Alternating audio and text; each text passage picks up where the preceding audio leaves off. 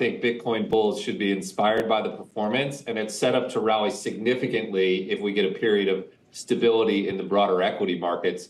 It's worth remembering the last time we had true economic chaos during the start of COVID, Bitcoin wicked down to $5,000 and even below that. Today, we're talking about $80,000. It's a different asset. It has a broader distribution of institutional ownership. And again, I think what it's telling you is once this market volatility stabilizes, we're going to see it return to new all-time highs and then beyond. It's really a display of strength from my perspective. I want to jump off of the spot Bitcoin market and talk about options market, because in the middle of all this, at the start of April, you launched a covered call strategy over at Bitwise. How does this work, and what's the adoption been like?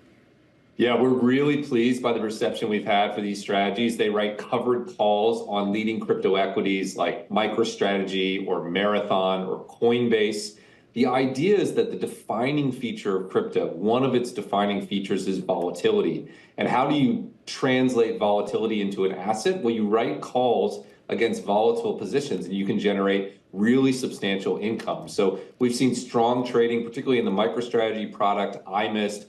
I think it's going to have a broad reception from investors who want to have exposure to crypto, but also generate significant yields and significant income over time. What role does cryptocurrency play in a world where these currencies across the world are becoming more volatile? I love that question. I think the answer to who wins in this currency war is Bitcoin, right? When I watched all the tariff confusion play out, and what will Trump do, and what will China do, and how many bilateral deals will we negotiate? The thing that's clearest to me from all that is that we should expect the US dollar to move lower, that we're moving from a world of the US dollar being the sole reserve currency to a world with potentially multiple reserve currencies. Bitcoin benefits when fiat currencies go lower. Bitcoin benefits when there's new space for reserve assets. I think it's the cleanest investment response to the chaos and confusion we're seeing from this tariffs, specifically because it's the hedge against fiat currency debasement. And I think we're setting up for that in the US, in China, in Europe, and around the world.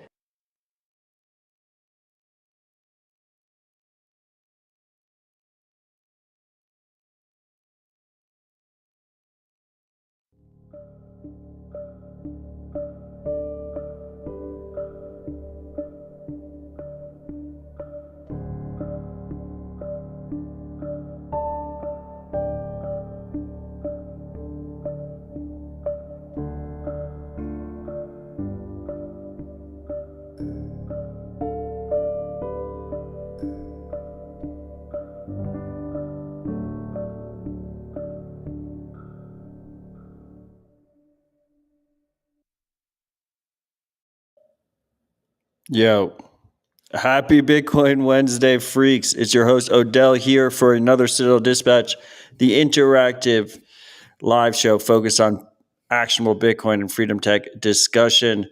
That intro clip was, I don't know how to pronounce his name, Matt Hogan, CIO of Bitwise, talking about Bitcoin on Bloomberg.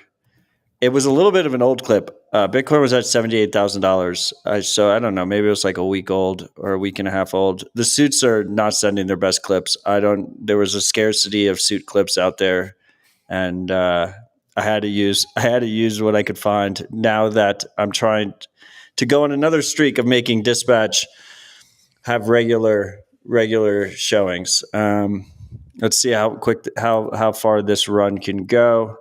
Anyway, I have a good friend here, Rob Hamilton, ride or die freak, return guest. We're going to be talking about Miniscript. We're going to be talking about Anchorwatch, the company he founded around Miniscript and insurance. Before we get there, Citadel Dispatch is the interactive live show with no ads or sponsors. And as a result, it is brought to you by viewers like you supporting the show with Bitcoin. Two ways you can do that. You can either join us in the Nostr live chat, which is at citadeldispatch.com/stream. We already have a bunch of ride or dies in the live chat participating in the show. Mav21 has already zapped 10,000 sats. And the other best way is using Fountain Podcast app or other podcasting 2.0 apps. and sending sats to the show when you listened that way. And we have the top zap of the week was from Ride or Die Freak JCB with 10,000 sats. Anyway, Rob, thank you for joining. Thanks for having me. It's a long time. Well, I think it was 2 years ago since I last came on. It was like February of 23. Yeah, so it's been about 2 years. No way. You've been on since then. On Dispatch? Yeah. When? Really? A man never forgets when he's on Citadel Dispatch. You've only been on once? I'm not really on the cool kids table, you know? I'm one of the suit pointers. I mean, it's kind of cool because you started as a Ride or Die Freak before 1031 existed, and then you launched a Bitcoin business, and then 1031 supported you. It's kind of cool. Our journey together is warrants more than one dispatch. So I'm glad we're getting the second one out of the way. You'd think Marty has me on his podcast, which shows that. We've had you on RHR a couple times, RHR, right? Yeah, no, I've been on RHR a couple times. Yeah, I get on RHR. Okay, so that's I get on RHR, and there's another really good Bitcoin show called Bitcoin.review, like a list. Okay. Anyway, so the zaps we got. Rob, you zapped our own show. Thank you for your support. Have you ever had a guest on the show zap during the show? I think this is the first time. New world record. Largest zap by a guest on a show. First time ever. I'm just saying. And we have Scarcity Fight Club with 21,000 sats. Yeah, we did a lot of Bitcoin reviews together. That we did at the start. Yeah. So that's also, and that was originally syndicated on this feed as well. So you kind of got those in. That's right. Anyway, do you have any response to the Bitwise clip in the beginning? Yeah, I think this is going towards the general financialization of Bitcoin, right? The first unlock, when Bitcoin started, there was no institutional entity, right? It started as fully either mining it yourself or peer-to-peer trading. And then those markets evolved into kind of like centralized custodians where you could buy the Bitcoin and you could withdraw it. And now the next wrapper, and that all unlocked a massive wave of adoption, right? Because most people weren't going to run their own Bitcoin node to like mine blocks, right? Those that did were really like niche, like tech power users. And then the next unlock was an exchange. Oh, I can just go to this website. I deposit money. I get Bitcoin. Most people held it there. Some people withdrew, but it expanded the tent. And the next kind of like concentric circle I see are the ETFs, where like I don't have to even go to a website anymore. I can just go to my Fidelity, my Schwab account, and I can just buy shares of a company. And those are websites, but yeah. Well, in the same, you're going to a general investor website as opposed to like the Bitcoin website, right? No, totally. You're right. Fidelity.com is a website. Yeah, fact check. True. That's why you're a good journalist. You're just on top of the beat and doing those live fact checks. I only ask the hard questions. I'm one of the few in the space that do. That's right. And then so the next like layer of this is like, okay, rather than it being the spot, how do you get exposure to other things, right? So covered calls where you're holding the underlying asset and you sell an option to be able to buy it in the future and you get a premium off that. It's kind of these advanced derivatives, right? And I think there's versions of this. The Bitwise product is kind of taking a basket of a bunch of companies. You have with MicroStrategy or now Strategy, MSTR, and then MSTY with the yield. Like I just view this as part of more of the financialization and monetizing like the volatility of Bitcoin. So MSTY is not Bitwise, but it sounded like he was announcing that Bitwise launched an MSTY competitor, right? It sounded like it was going to be part MSTY, but diversified across, he said Marathon and like other companies that would have covered calls too, right? So any company with like a Bitcoin treasury that's similar like a MicroStrategy, you can get more of those as an umbrella. What's your opinion on this MSTY thing? It seems to be, the Suitcoiners seem to love it.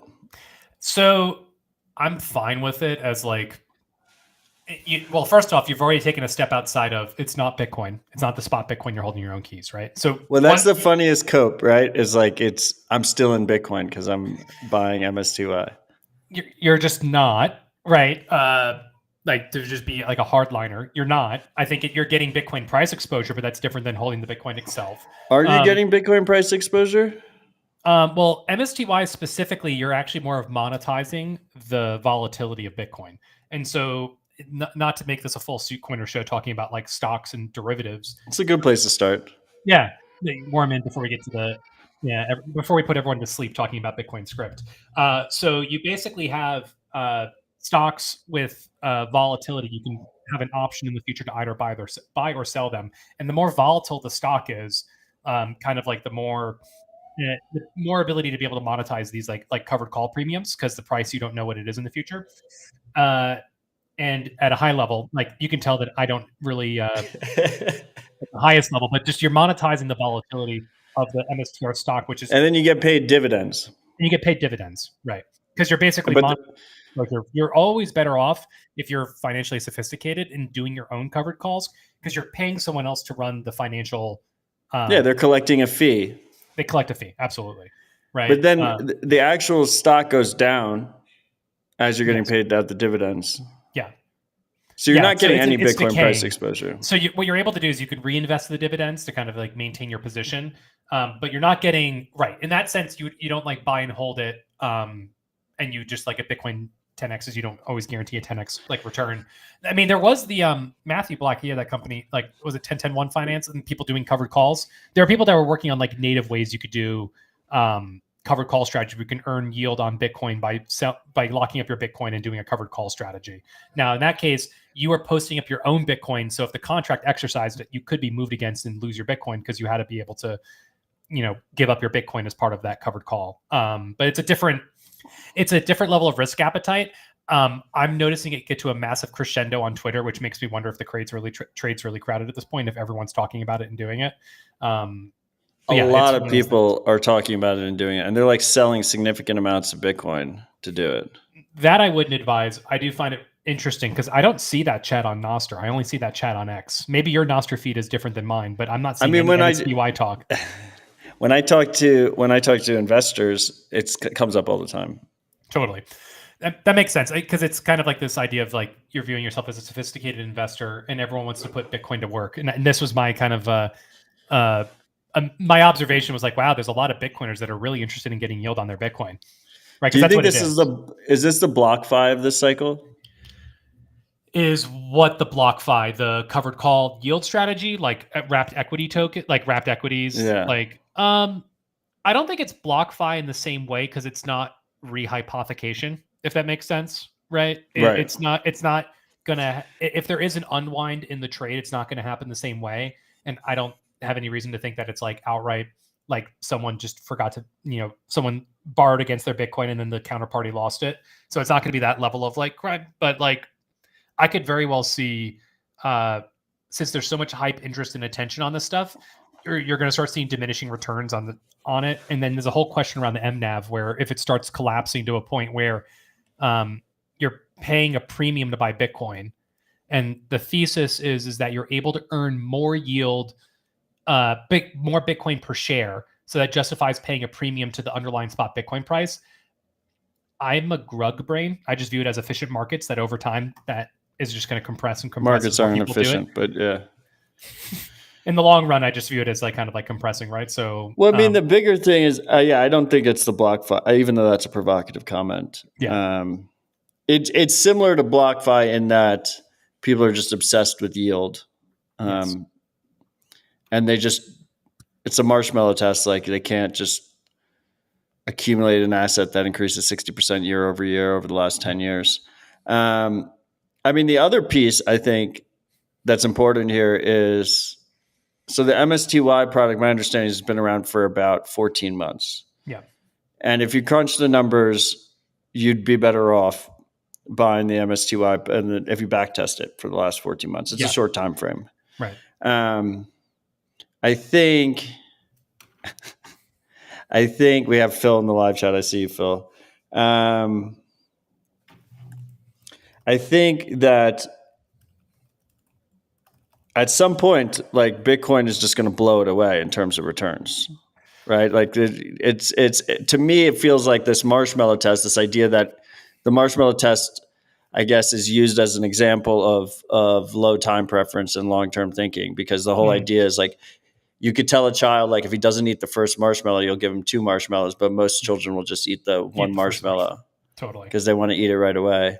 And so my comparison would be all the Bitcoiners that are historically have been like obsessed with cash flow, right? And if you go back, like, any time period in the last 15 years of Bitcoin, anyone who sold Bitcoin to buy like investment real estate for cash flow got absolutely wrecked in comparison to just holding Bitcoin.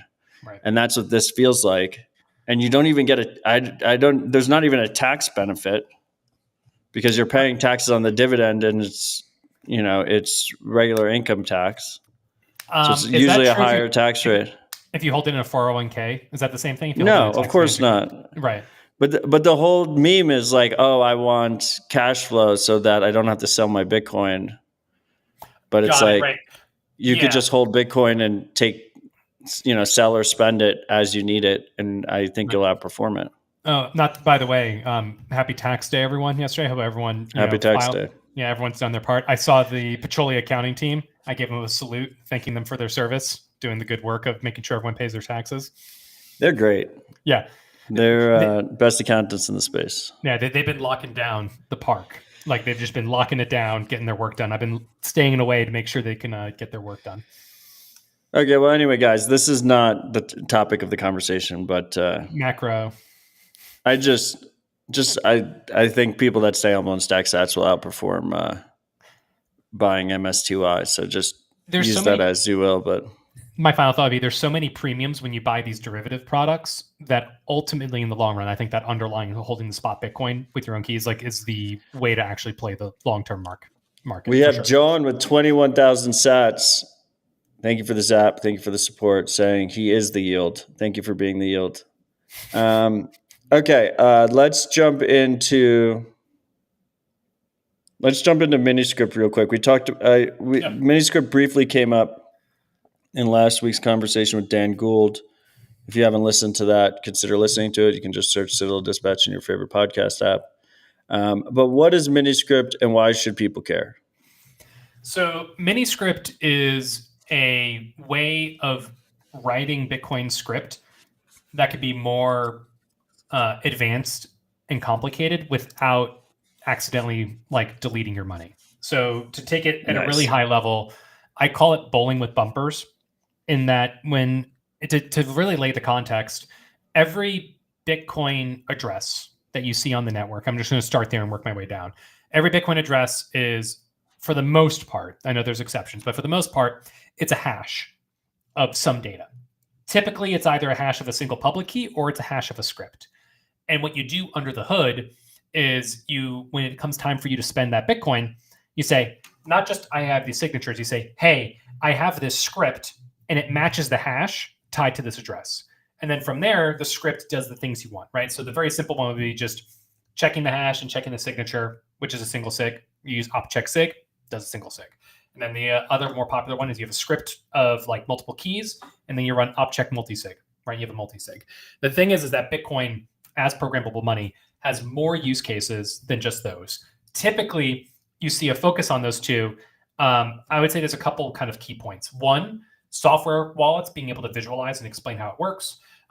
Hardware wallets and signing to make sure it's kind of standardized so you understand what you're committing to. And being able to organize the transaction. I think we really take it for granted when we have really powerful tools like Sparrow that just take care of all of that stuff for you, and you just see a picture on screen and it works. Bitcoin is a very specific, picky language in Bitcoin script, and you have to have all of this information. And thankfully, we're at a place where there's plenty of software out there that can kind of handle most of those use cases for you. The reason why you'd want to use Miniscript, though, is if you want to enable a little bit more options in how you can spend your Bitcoin. A really basic example is that you could actually have a 2 of 3 multi-sig that maybe becomes a 1 of 3 multi-sig after some time passes, right? And this leverages time locks. So up to this point, time locks really only get used in Lightning at scale for the Lightning channels. It's called a hash time lock contract. You have a hash lock for the justice transaction to make sure that people aren't committing to alt state or trying to broadcast alt state. And then you have the time lock where, Matt, if I have a Lightning channel with you and I force close you, you can immediately spend the money because I force closed on you.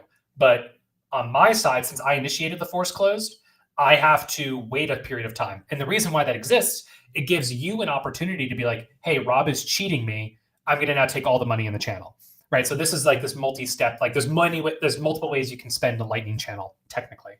And what Miniscript allows you to do is say, well, there's a lot more things you can do in Bitcoin. And how can you safely build all of those transactions in such a way that you're not going to, if you're manually encoding it by hand and you're like, oh, I meant to do hash the data, then check the signature instead of checking the signature and then and if you just do it wrong, you deposit money in there, you can just, the money's gone, right? Like you can easily on your own computer, make a Bitcoin script that is provably unspendable. And then like you could make it be like 1 equals 2, like 1 to 1 equal to fail. Like it will just permanently fail forever. And so what Miniscript does is it takes all of these complexities and kind of like foot guns and it puts it in a really nice box. Specifically, it's more of a developer tool, but what's more exciting about talking is what the other use cases it can enable. And around that, I would say is that I mentioned already time locks. And for those who didn't listen to Citadel Dispatch number 68 2 years ago, which was the last time I was on, there's 2 types of time locks in Bitcoin. You have a relative time lock. It was Citadel Dispatch 86. 86. Okay. Well, BIP 68 is relative time locks. That's why I had it on my mind. So BIP 68 relative time locks. And this is a really interesting one where the timer starts the moment funds get confirmed on chain. And this is using the end sequence element of a Bitcoin transaction, which most people never have to even think or worry about because it doesn't really matter.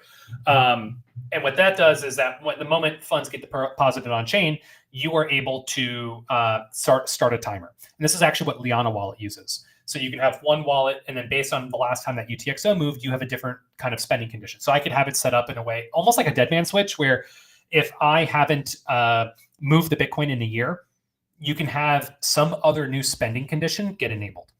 Now, the other kind of time lock is an absolute time lock, which is based on a fixed time. You're either before it or you're after it. And the way this works at a high level is every single Bitcoin transaction, Satoshi originally actually encoded time locks into Bitcoin, but they were at the transaction level. Think of it like if, I'm not sure if all of the Zoomers who listen to Citadel Dispatch remember these things. We used to have these things called checks. They were pieces of paper and they represented money at your bank account. And in the check, you had a date field. So you could, in theory, I could write you a check for $1 million, right? And then I date it to, January 1st, 2026. You could go to the bank and be like, hey, I'd like to deposit this. They would look at the check and say, well, it's not dated for today. You can't use it yet. That's actually what the end lock time field is in Bitcoin. It exists since Satoshi initially implemented it. And it still exists to this day. And that's actually how absolute time locks work. So what absolute time locks do, though, as opposed to that, the first problem with the transaction level time lock is that, let's say I give you a UTXO, Matt, and I could give you a whole Bitcoin, but it's dated to block height 1 million.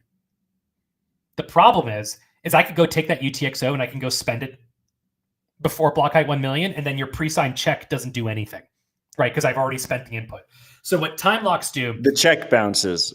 Check bounces. Yeah, the network rejects the transaction. Your check bounced. Right. Maybe because I write you a check on paper and then I close my bank account before that date comes, right? I could do that in theory. So way time locks work in Bitcoin in the context of Miniscript and Bitcoin script is the relative time lock, which I mentioned earlier. And then the absolute time lock, what it does is it actually, in the Bitcoin script, when you're going to spend it, will actually evaluate it and say, wait a second, like you have a time lock here. I'm going to reference in this transaction the end lock time, and have I met or exceeded that? Now, there's one more mechanic, and that absolute time lock we use at Anchorwatch because you have an insurance contract that expires on a certain date. And because of that, we use the absolute time lock because after your insurance policy expires, you can unilaterally, as the customer, take the money out. Now, one thing to kind of tie that in there, though, is there are 2 ways you can do time in Bitcoin. You can do block height, or you can do the actual epoch timestamp, or also known as like wall time, clock time, right? Now, block height is pretty straightforward because it's entirely internal into Bitcoin. You know what the current block height is. That's pretty straightforward. The thing, though, and this is one of these things like going down the time lock rabbit hole, like one of the things I find most profound about Bitcoin, Bitcoin is entirely self-referential, meaning that you build off the top of the previous block, which is a bunch of transactions and a bunch of hashes, and it kind of goes all the way back to the beginning. It's entirely self-referential. There's one thing in Bitcoin that comes from outside of Bitcoin, and that's the timestamp the miners put in the block header. And the reason why they do this is to do the difficulty adjustment, right? How does the Bitcoin network know that 2 weeks, what is supposed to be 2 weeks, right? And if you have 144 blocks a day, and 14 blocks to make it 14 days, every 2016 blocks, the Bitcoin network says, hey, the current time is this, whatever it is right now, right? I think we're at 1900 UTC, 1933 UTC at the moment. But what was it 2016 blocks ago? And then it says, oh, was it a really long time? If so, decrease adjustment. Was it really fast? Increase the difficulty. And there's actually just two little fun trivia facts, because this is the kind of place Citadel Dispatch is the place to kind of explore this, is there's two time constraints. And how do you actually, and this is like for how Bitcoin just works, it's in consensus. There's two rules in how you manage time, because the problem with time, and this is actually what I would highly recommend reading, Gigi's Bitcoin is Time. It's one of my favorite pieces in Bitcoin, very heavily under-referenced. The one thing, like the problem with time is that it's a decentralized construct, in that my computer may have a time and your computer have a time, and maybe they're off by a couple seconds, right? The way Bitcoin keeps track of time in BIP 113 says, if you are a miner creating a block, your timestamp in your block header must be greater than the median time of the past 11 blocks. So you find 11 blocks, you sort them in order and say, okay, here are the timestamps. You pick that middle one and say, it has to be bigger than this. Someone posted yesterday on Twitter, someone noticed a block was found, and it was like, I'll make the math, like block height 100 was like 6 minutes ago. And then block height 101 was like 8 minutes ago. And they're like, wait a second, this is the newer block. It should be more in the future. And this is part of that fuzzing in Bitcoin. The natural nature of it is that when you're doing timestamp management, you have a little bit of a fuzzy nature of time. It's also a field that miners use when they're doing the actual ASICs themselves, or doing the hashing. They can cycle different timestamps to kind of like get more pulls at the slot reel before they get another batch of work from a pool. And this is a really interesting thing. The other constraint, so you can't go further back than the median time of the past 11 blocks. That's BIP 113. You can't go further in the future than 2 hours of your local computer block. So if I was running a Bitcoin node in my computer and I set the date on my computer system time to be June of this year, I would reject every block on the network. I wouldn't fork, because I wouldn't be making new blocks, but I would stop getting new blocks, because the network would be like, hey, like this is way too far in the future. You can't lie about the time going into the future. So you have this rough coordination of every single node on the network has their own different system time. And that 2 hours gives wiggle room to make sure that that miners can't get too far ahead into the future. So those are like the big constraints. And then usually Jameson Lopp has a really good article on this. It's roughly fuzzing within a couple minutes, really, of like whatever time is like on your watch versus the time in the timestamp. At most, it's a couple minutes normally. But that, so we use, Liana uses a relative time lock with block height. And we at Anchorwatch use an absolute time lock based on the calendar time, because we can't do an insurance contract for 100,000 blocks. We have to do it anchored to some piece of paper that we all know what time it is. So we use the actual wall time. So that's probably in the past 2 years.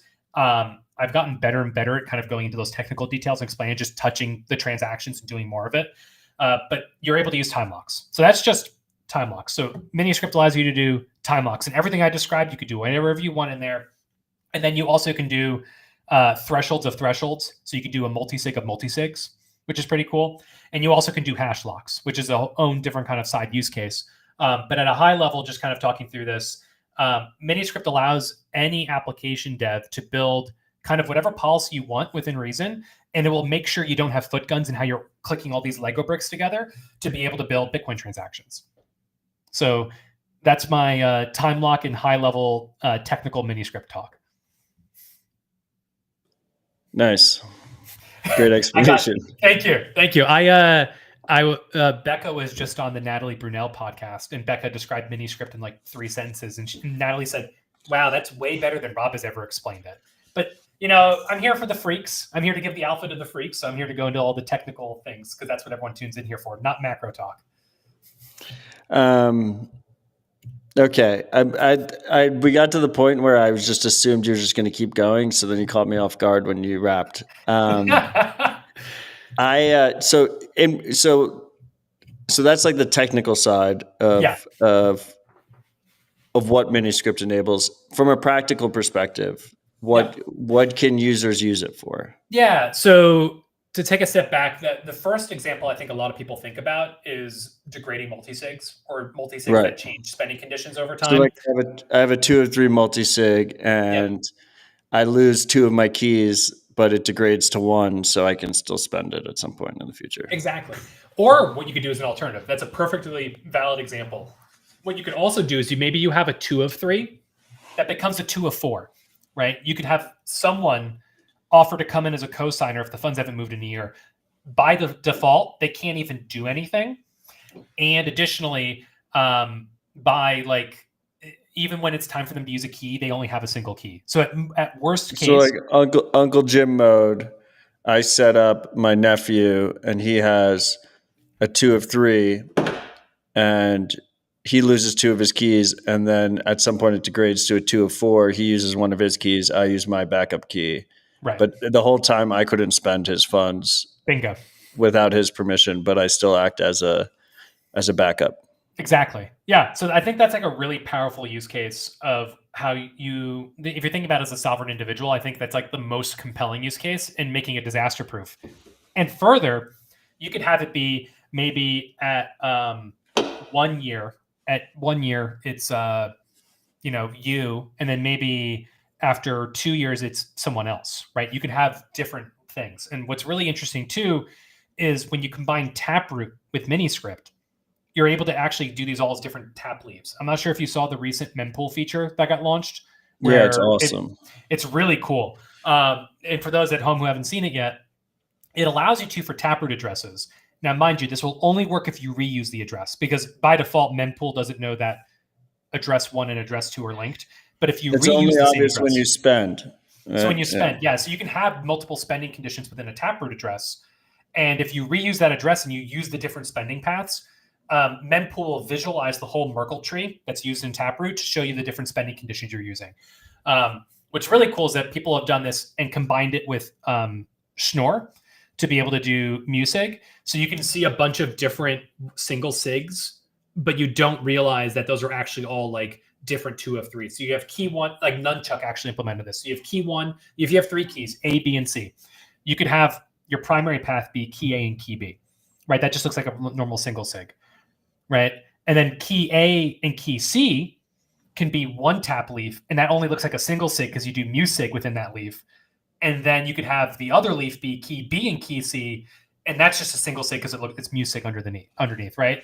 And it all looks like single sigs, but you actually have different permutations of multi-sigs underneath the hood. So it's a really interesting use case for what Miniscript could do, is it could allow you to set up these rules if you wanted to, and it would, quote, just work, and it would build the entire tap script for you and all that stuff, not have to worry about it. Okay, what is Anchorwatch? Yeah, so Anchorwatch is a nautical term referring to the crew of sailors who watch the ship when you're at anchor or at port. And we use that as our kind of our calling for why we named the company that is because we're offering Bitcoin.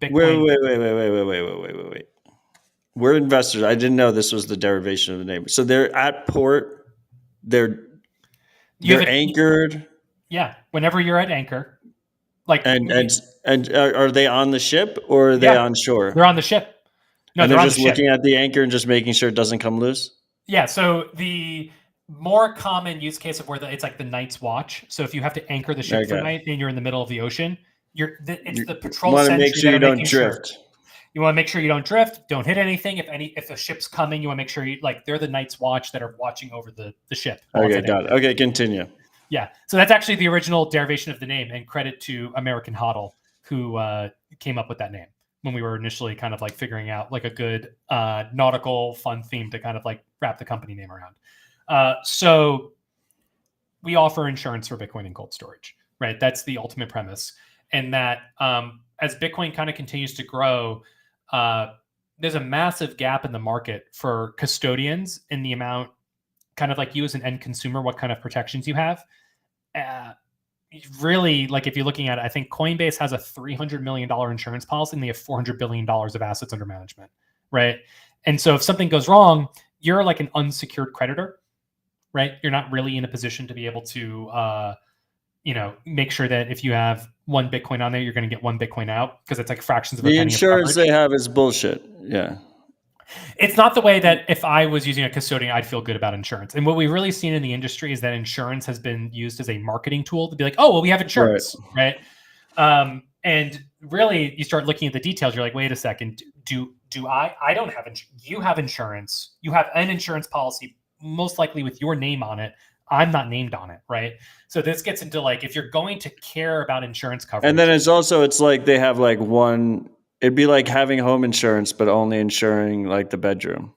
Right. Or like the front door.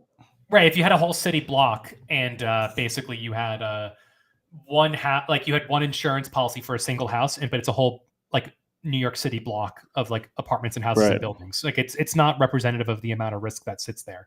And then you're not even named on the policy. Right. You're like in this case, like it's, the bank, like it's like the title, like the person holding the coins themselves are named. You individually aren't named. And so this was kind of an idea of, as Bitcoin continues to financialize, you're going to need to have better counterparty risk management. And in the bucket of risk management, there's really one thing everyone's done up to this point, which is risk mitigation, risk distribution, right? A perfect example of this, well before institutions and suits were around, is the idea of like, I can have an offline backup of my keys. And then you had like, I'm going to punch it into metal. And then you had, I'm going to make a multi-sig, right? That was all because when you're holding Bitcoin in self-custody, what you're doing is you're self-insuring. You're saying, I'm going to hold all the risk. And if something goes wrong, it's my fault, my problem, right? There's no one else that like comes in. And so what insurance is risk transferring. And that's fundamentally what we're doing to kind of revisit what it looks like to, if you're paying for custody fees, what does actual commensurate value look like?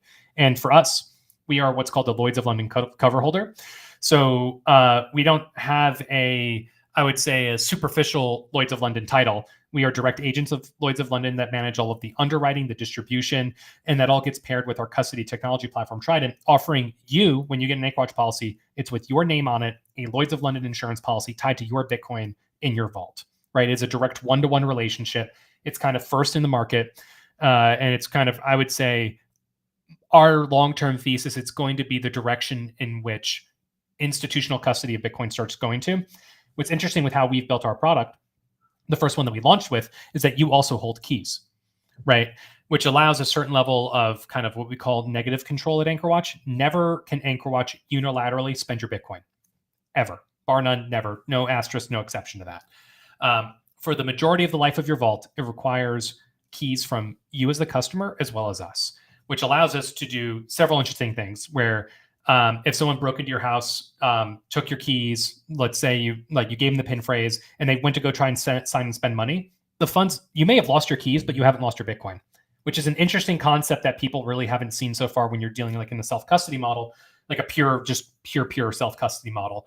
Whereas I view this as like joint custody, because for the length of the insurance policy, we're a required cosigner. This is a whole different paradigm also in risk distribution. Whereas the reason why a Coinbase can only get like a $300 million cover, they probably could get more if they really wanted to, but they're not going to get one-to-one, is that all of the keys are at Coinbase. So all of the risk is at one company. And because all of the risk is sitting at one company, you now have this model where it's a risk concentration that's parasitic to like underwriting in general. And so this is actually how we creatively leverage Miniscript, is doing this joint custody model where for the length of your policy, it's a 2 of 3 from Anchorwatch. It's a 2 of 3 from the customer, and they both have to co-sign to move funds. There is a window at month 11 where if you as the customer lost all of your keys, Anchorwatch plus Coin Corner, based out of the Isle of Man, can come together to recover those funds to be able to return them to you. So we actually, it's also kind of a different flavor too on like multi-jurisdictional custody too, because the keys never, and one last step. The final layer after your insurance policy expires is that you unilaterally can actually take the Bitcoin yourself in your 2 of 3 and remove them from the vault, right? So it's a different custodial relationship than you would have. It's like, hello, custodian, I would like my Bitcoin back, please. By default, it will go back to your full sovereign control at the end of the insurance policy. And then if you lose your keys at that point, after that, Anchorwatch and Coin Corner can come together to salvage the Bitcoin. We could. Right? Yeah, so this is yes, you're absolutely right. After the customer gets unilateral control. Yeah. Or is it at the same time? No. So after the customer gets unilateral control, this is the nature of time. It only goes in one direction. So the way time locks work in Bitcoin is that, thank you.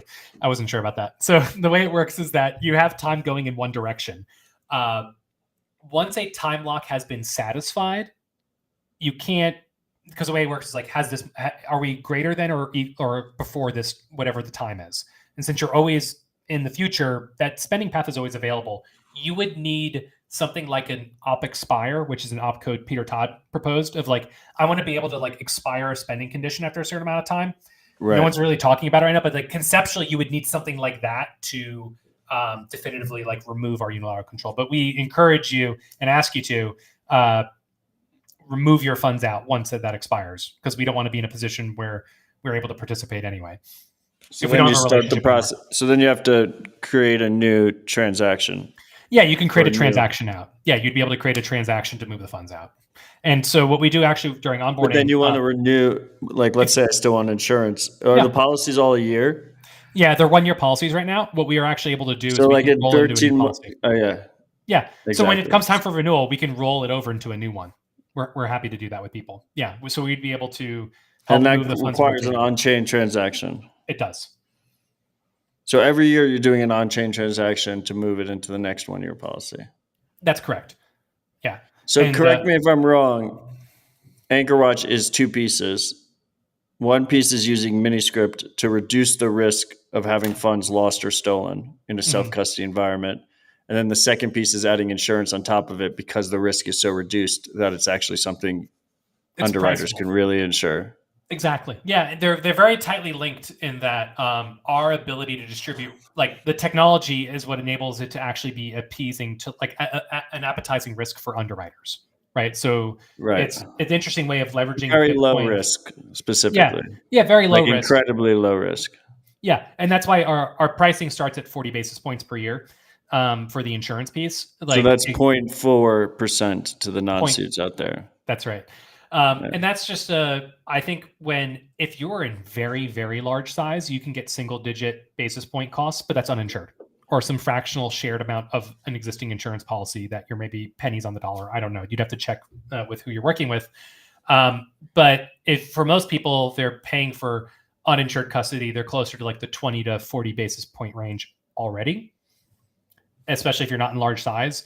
We're live in the United States. We're working on expanding out to like the United Kingdom. That's more on the insurance regulatory side. Yeah, that's like the same. It's in the same ballpark as like the ETF fees. That's a great benchmark to compare against. Yeah, for the ETF fees. Yeah. But it's your Bitcoin in your vault, insured self-custody. Yeah. So it's a whole different paradigm shift. So to do all of this in a user-friendly way, you guys basically built from scratch a self-custody Miniscript enabled wallet called Trident Wallet. So and so that's actually for the first 6 months of the company. I had like nagging in the back of my head, like, I could build a wallet. And I was like, let me keep it really small and lean. It was just myself and Becca and one other employee. Like I was like, I didn't want to go too crazy. And then it just became pretty apparent that to be able to leverage these more advanced security arrangements, we had to build our own. So we ended up dog fooding. We built Trident Vault, which is our wallet that handles all this with, I would say, a pretty clean UX to be able to manage deposits, doing spends, being able to do all of the information that you would need to construct your Bitcoin transactions and be able to like use your Bitcoin. And then you use that with hardware wallets. Correct. So live today, we have the Ledger. I have the cold card working locally.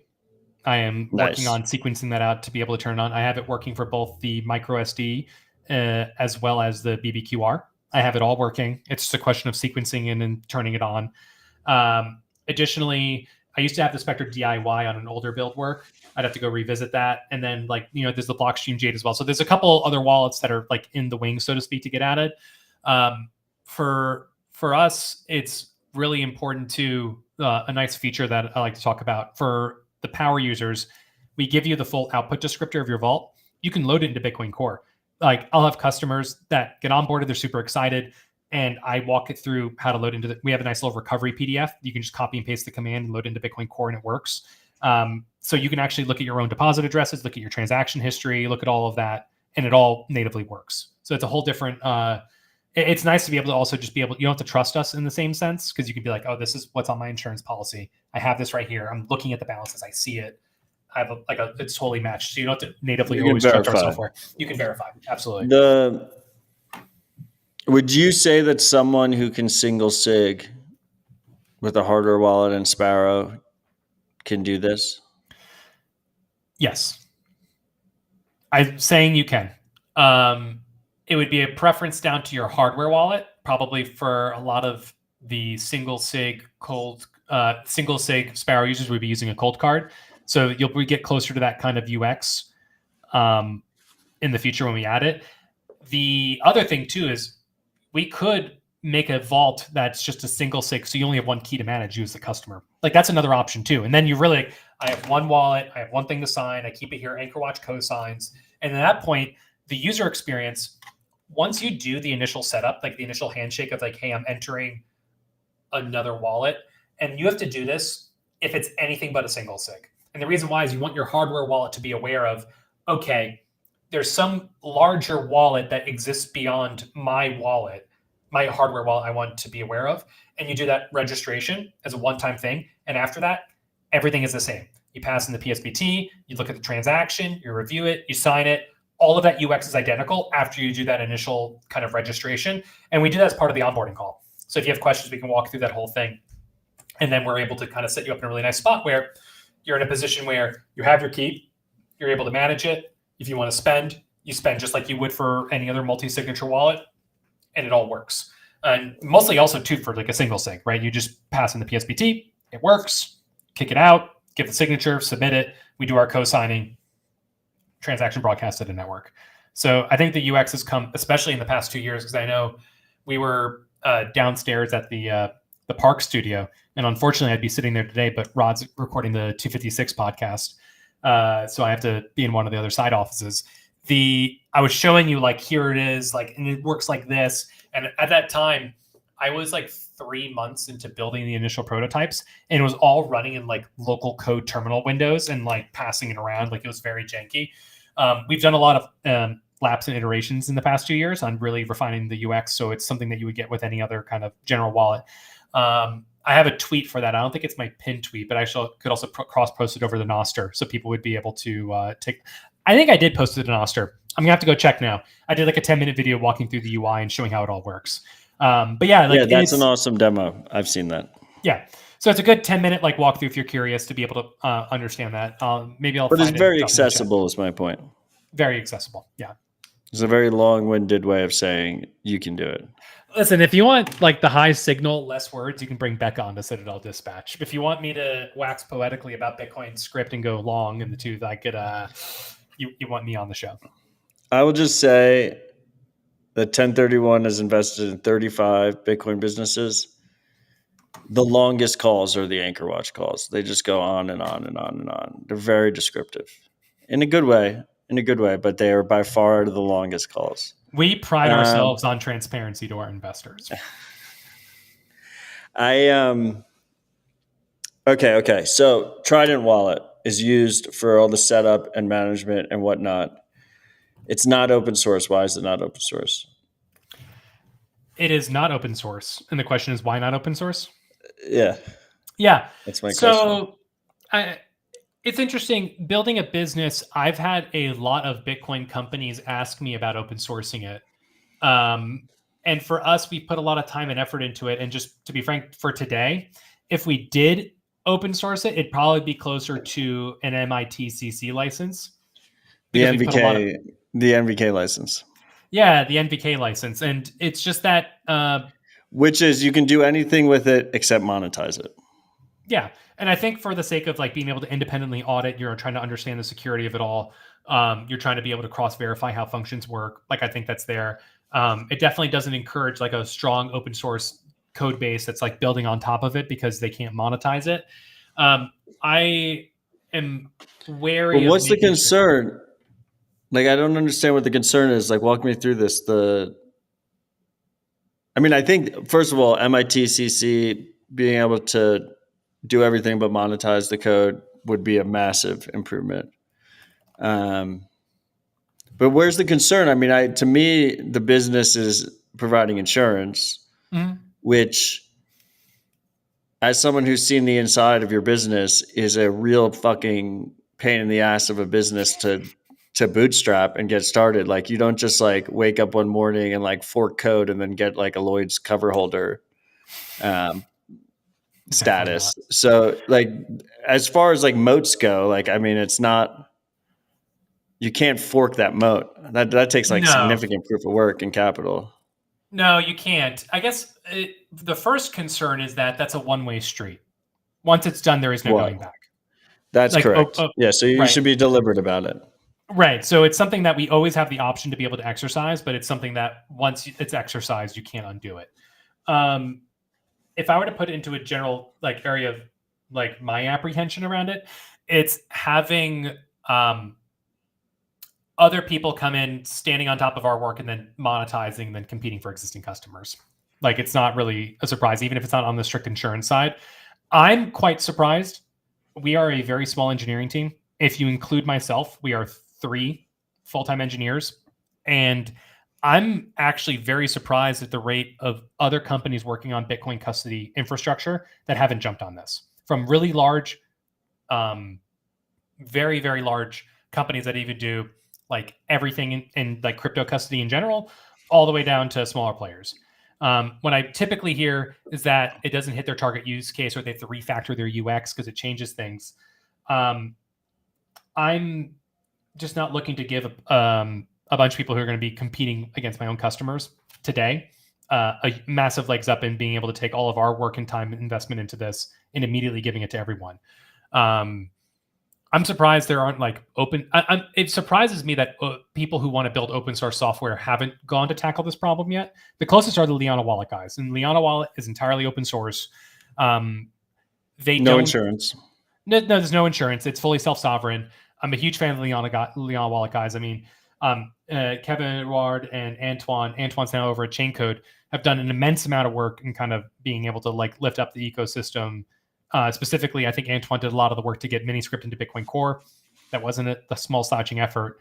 For us today, I have a lot of people who ask if we can work together, and then we start like getting on a call to start working together. And like, well, so you can just give us all of your code. And I'm like, why? If we're working together in a partnership, why do you need my code?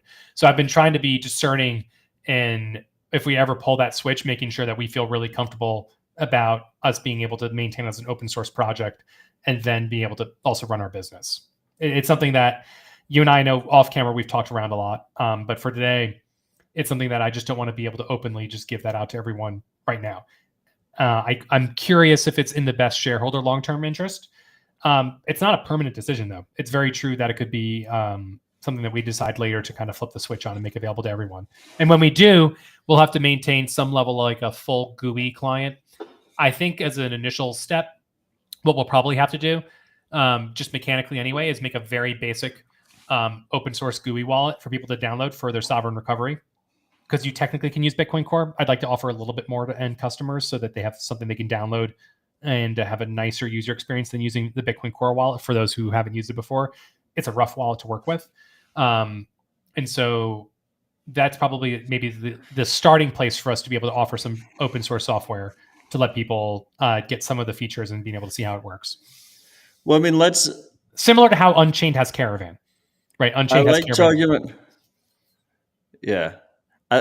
Which is fully open source. Which is fully open source. I like talking about business on air. So you said shareholder value. I'm one of the shareholders. I represent our investors who are investors in you. I mean, I think MIT-CC is relatively uncontroversial in terms of people can't take the code and monetize it. Mm-hmm. I mean, they could still like pretend they didn't do that. Sure. But use it as a basis to build whatever they're going to build, right. Which we've seen happen regardless. Yep. There is an argument that for certain high value customers, they might not want to use something that they can at least have source viewable and be able to inspect what the coordinator is doing. The counter argument for that is, well, you can take the descriptor and put it into Bitcoin Core to confirm which is open source. Right. Right. an analog here is, so two analogs here, also 1031 portfolio companies, is Primal and Start9. Yes. I was personally very supportive of both of them having open source stacks. The Primal's MIT, I think Start9 might be GPL.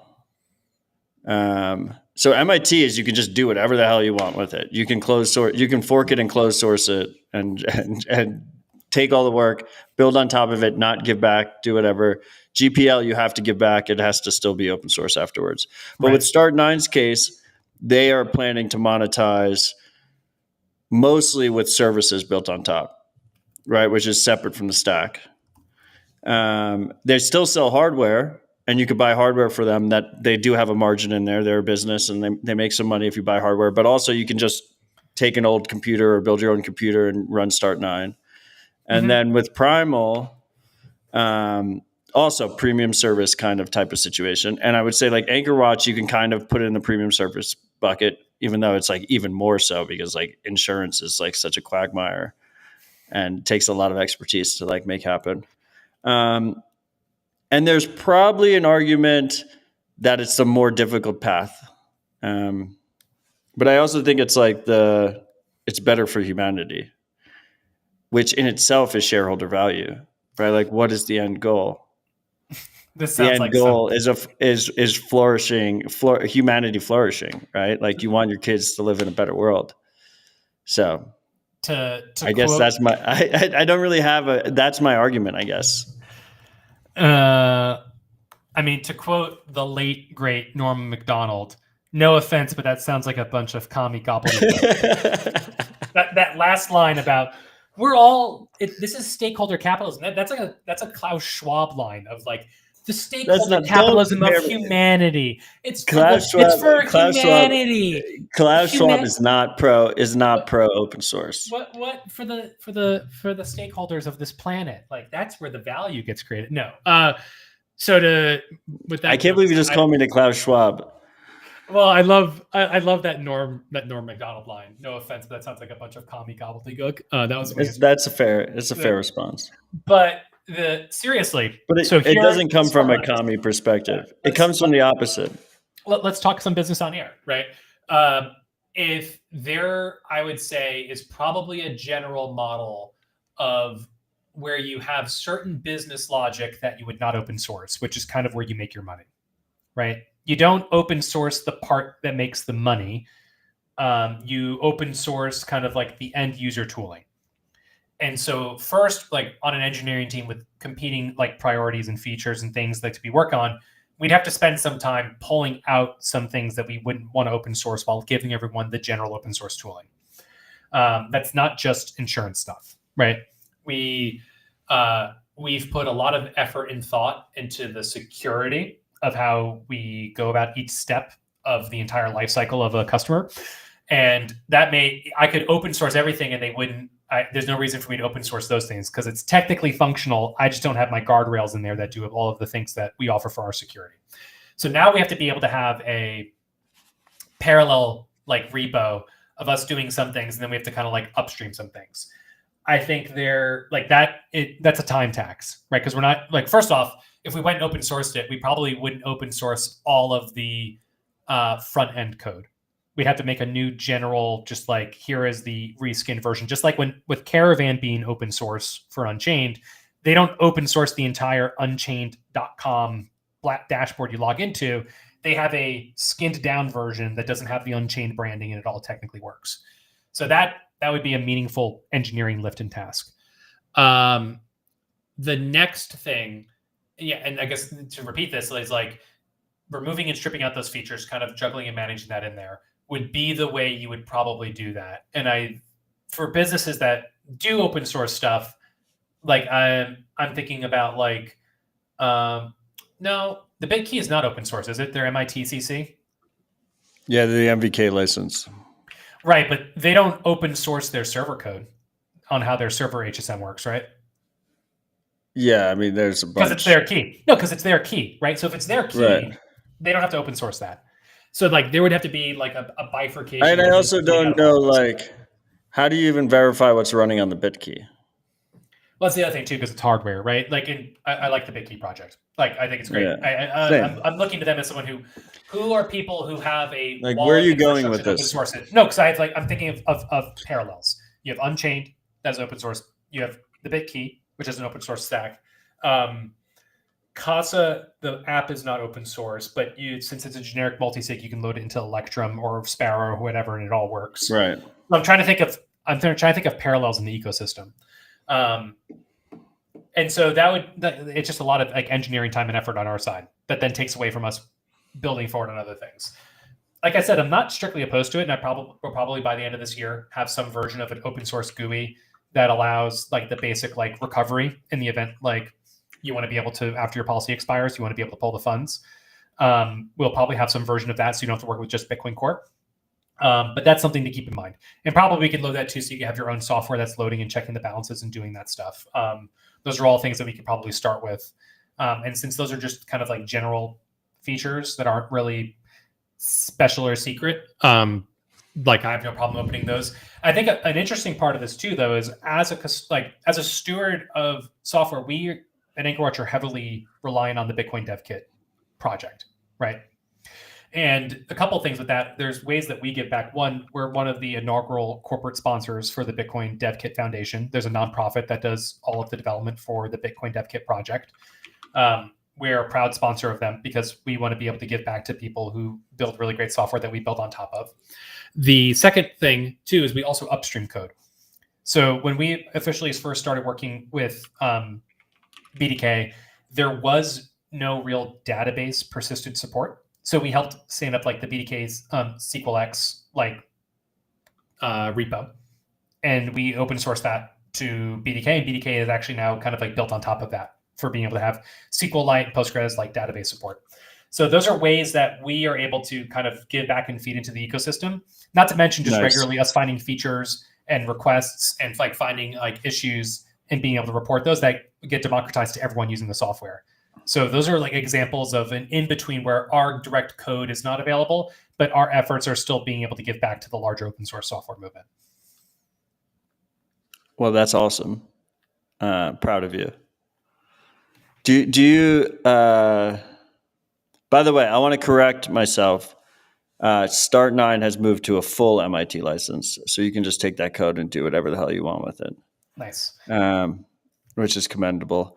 That's awesome that you support the BDK project. I love those guys. They're fantastic, and it's good to be proper stewards. I just want to push back once again on the commie comment. Like, to me, and I think you're aligned with this, like, to me, the dream is ethical, incredibly profitable businesses that also maintain open source stacks that can be effectively built and iterated on and kind of obsolete the Google's "don't be evil" mantra and replace it with the "can't be evil" mantra. And to me, that's the dream. And part of the reason 1031 exists is because that's the harder path, and most investors would never even touch that. Yeah, it's definitely the harder path for sure. I'm trying to remember the name of the libraries. There've been a couple open source libraries that have been migrating to a closed source version. These are general web ones, nothing related to Bitcoin. And I think this is actually an interesting, as a brief touch point, on both sides for AI and vibe coding and all of this stuff, is that there's kind of two arguments with this. And this is something I've been thinking about recently. So this is not something I have a firm answer on. The one side would be that the marginal effort for someone sitting in their basement that understands prompt engineering and the context windows for LLM models, could they build a fully end-to-end open source Miniscript wallet way easier for sure than 2 years ago, right? Not to mention because BDK has had a lot of progress over the past 2 years and just having more robust features and being able to kind of like clean and optimize things. They've had their 1.0 release. The documentation's better, right? Things that you would feed into LLM to be able to do this stuff, that moves faster, right? So then the first side of the argument would be, why would if your software is, I think in the long run, this is an interesting concept in the lens of open source, is that software commoditizes to zero. And a wallet company that just does wallet stuff has never made a lot of money. And that was our thesis with Anchorwatch, is that we're actually more of a financial market with the insurance side of things. The flip side is that if you open source code, one, there's no guarantee the LLMs are actually going to be respecting licenses. Like, it's pretty open that like all of these large liquid model companies have actually went and torrented data, and they've actually went and torrented data and took things they didn't have copyright to be able to build things, right? Most humans won't respect licenses. Yeah. I'm looking at the chat.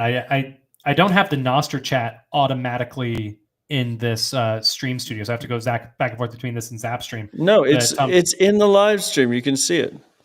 I don't see it. Oh, I see it on the Zapdos stream. I don't see it in the yeah, it's in Restream. You see it. I broadcast it to everybody.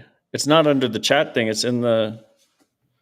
Oh, interesting. Okay, I have to find it in the UX. But Tom Zero says most successful companies goes closed source until they make it. Then they open source. Elon is classic for doing this. And yeah, I think you have a no. This is you're reading. That's the YouTube chat. That's not the Nostr chat. Yeah. I'm like, all right, I'll go to the Nostr chat in a second. But I think that's an interesting example. That's okay. Once you have like capital scale, it's a lot easier to open source stuff. And my point is, I believe in the long run, software commoditizes to zero, and that LLMs are like an accelerant on top of that. And our thesis actually with Anchorwatch is that marketing, I think, is entirely commoditizable, like brand aesthetics, in the sense that a long enduring brand may not be commoditizable, but the ability to build brand share in the ecosystem is actually quite accelerated with, I think, more and more people using AI aggregated and managed content anyway. Long form like content like these podcasts are something that today are harder to commoditize, but I think tech in the long run commoditizes all of that. The one thing you cannot open source is capital. You can't and this is actually one of the beautiful innovations of Bitcoin, is that it enabled you to have a fully open source software where you still have private property rights, right? Your UTXO set, your keys are your keys, and it's fully open. You can't open source capital, and insurance is a capital market at the end of the day. So being able to build the system that can make the capital market work is something that cannot be commoditized. And to what you said earlier, not anyone's going to walk off the street and get a Lloyds of London relationship. You can't vibe code a Lloyd's cover holder. You can't. You cannot vibe code a Lloyd's cover holder at all. You're able to, with less effort, you could find a broker to place like a marketing headline Lloyds of London relationship. Like, that's the easy path. The easy path is, but then they wouldn't be able to compete on terms. No, they wouldn't. No, explicitly not. Right? You're going to be sacrificing either because there's an extra middleman. Yeah, there's an extra middleman, extra price, and like less coverage. Like you're absolutely going to be giving up somewhere if someone says that you have this relationship because we have a insurance policy. Like, read those T's and C's and details. Are you individually named on that policy? So this is actually, I'm expanding out all of these thoughts to say that's a case to open source the software. It is a case to make that. It's just something that before I make that decision, I want to be really well thought out and deliberate, and having the ability to make sure that I'm not impairing the business. Because as of today, that technology stack is part of like our assets as a company. And when it's open sourced, we'll have our secret sauce things that are not in the open source code that do extra things that will be part of our IP. And since we built it, we'll be in the best position to leverage and use it. But those are things just to keep in mind, right? So these are like, if for talking business on air, it's funny, we horseshoed this because we went macro business at the start, technical, now we're horseshoeing back to business and suit stuff. These are things I think about, for sure. I don't think deciding whether or not you should open source the stack is really a suit conversation. I think most suits would just say, don't do it. Well, as a suit coiner myself, I'm repping this is the PodConf brand suit coiner collection. Yeah, we'll get to PodConf and Bugle in a second. Okay. You go. You want to? What were you going to say? No. I was just going to say. Ultimately, when I think about this stuff, these are the different pieces I think about. Marketing is becoming more and more commoditized. Everyone's starting a podcast. Everyone's competing for attention. Technology is going to commoditize with AI more and more, like at an accelerated rate, more so than it did before. So capital markets are actually where the interesting is, where you can actually capture value because you can't open source collateral. Like, you can't open source capital in the same way. So these are the things I think about in building a long-term enduring business, and the levers I can pull for being able to create that shareholder value. So that's a case for, it's something I go back and forth and debate all the time. I love it. Freaks, if you have any questions for Rob, please put them in the live chat. We will get to them. But I will continue being the host for now. Thank you, Tom Massero, for joining us in the YouTube chat.